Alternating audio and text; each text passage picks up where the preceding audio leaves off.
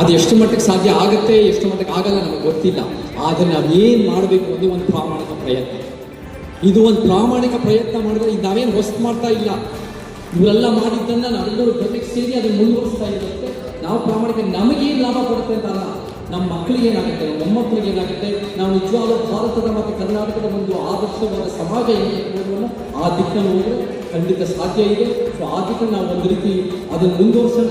ನೀವೆಲ್ಲ ನಮ್ಮ ಜೊತೆ ನಿಂತ್ಕೊಳ್ಳಿ. ನಮ್ಗೆ ಸೇರಿ ಅನ್ನೋದು ಬೇಕೇ ಬೇಕು. ನಮಗೆ ಇವತ್ತಿನ ದಿನ ಎಲ್ಲ ಸಮುದಾಯಗಳು ನಮ್ಮ ಜೊತೆ ಸೇರಬೇಕು ಅಂದರೆ ಹೋರಾಟ ಮಾಡೋದಷ್ಟೇ ಅಲ್ಲ. ಹೋರಾಟ ಅಂದರೆ ಒಂದು ಘೋಷಣೆ ಕೊಡ್ತೀವಿ, ರಚನಾತ್ಮಕ ಬದಲಾವಣೆ ಬಯಸ್ತೀವಿ ಸರ್ಕಾರದಿಂದ, ಜನಜಾಗೃತಿಯಿಂದ, ವಿಚಾರದಿಂದ. ಸೇವೆ ಅಂದಾಗ ಜನರಿಗೆ ಭಾವನಾತ್ಮಕವಾಗಿ ಹತ್ತಿರ ಆಗ್ತೀವಿ. ಸೇವೆ ಅಂದಾಗ ನಮ್ಮ ಕಷ್ಟಕ್ಕೆ ಈ ವ್ಯಕ್ತಿ ಏನಾದರೂ ಒಂದು ಪ್ರಾಮಾಣಿಕ ಪ್ರಯತ್ನ ಮಾಡ್ತಾರೆ, ₹1 ಇರಲಿ, ನಮ್ಮ ಕಷ್ಟ ಅವ್ರಿಗೆ ಅರ್ಥ ಆಗುತ್ತೆ, ಅವ್ರು ಕಷ್ಟಪಟ್ಟು ನಮ್ಗೆ ಸಹಾಯ ಮಾಡೋಕ್ಕೆ ಟ್ರೈ ಮಾಡ್ತಾ ಇದ್ದಾರೆ ಅಂತ ಅಂಥ ವ್ಯಕ್ತಿಗಳು ನಾವು ಗುರುತಿಸಿದ್ರೆ, ಅಂಥ ವ್ಯಕ್ತಿಗಳು ನಾವು ಮುಂದಿಟ್ಟರೆ, ಅಂಥ ವ್ಯಕ್ತಿಗಳು ಜನರ ಹತ್ರ ತಲುಪಿಸಿದ್ರೆ ಖಂಡಿತ ನಮಗೆ ಓಡಿಸ್ಕೊಡ್ತೀವಿ. ಅದು ಇವತ್ತು ನೆನೆ ಶುರು ಮಾಡಿದ್ರೆ ನಾವು ಸಭೆ ಆಗಿ ಶುರು ಮಾಡಿರೋಲ್ಲ, 15-20 ವರ್ಷದಿಂದ ಮಾಡ್ತಿರೋದು. ಯಾರೋ ಒಂದು ರೀತಿ ಅಲ್ಲಿ ಒಂದು ರೀತಿ ಈ ರಾಜಕೀಯ ವ್ಯವಸ್ಥೆ ಹಾಳಾಗ್ಬಿಟ್ಟಿದೆ ಅಂತ ದೂರ ಇರೋರು ಅಂಥವ್ರಿಗೆ ನಾವು ಅವಕಾಶ ಕೊಟ್ಟು ನಮ್ಮದ ಶಕ್ತಿ ತುಂಬಿಸಿದ್ರೆ ಖಂಡಿತ ನಮಗೆ ಓಟ್ ಬರುತ್ತೆ. ಖಂಡಿತ ನಾವು ಕೂಡ ಒಂದು ಸಮಾಜ ಕಟ್ಬೋದು. ನಮಗೆ ಬರೀ ಆರ್ಥಿಕ ಅಸಮಾನತೆ ಒಂದೇ ಅಂತ ನಿಮಗೆ ಗೊತ್ತಿದೆ, ಎಲ್ಲ ಥರ ಅಸಮಾನತೆಗಳು ತೋರಿಸ್ಕೊಂಡಿದೆ. ನಾವು ಎಲ್ಲ ರೀತಿ ಅಸಮಾನತೆ ತೆಗೆದಾಕಬೇಕು ಅಂದರೆ ಒಂದು ಅಹಿಂಸಾವಾದದ ಪರಿವರ್ತನೆಯ ಪ್ರತಿರೋಧ ಕ್ರಾಂತಿ ಬೇಕು. ಅದೇ ಸಮಾಜ. ಸೊ ನಿಂತ್ಕೊಳ್ಳಿ ನಮ್ಮ ಜೊತೆ.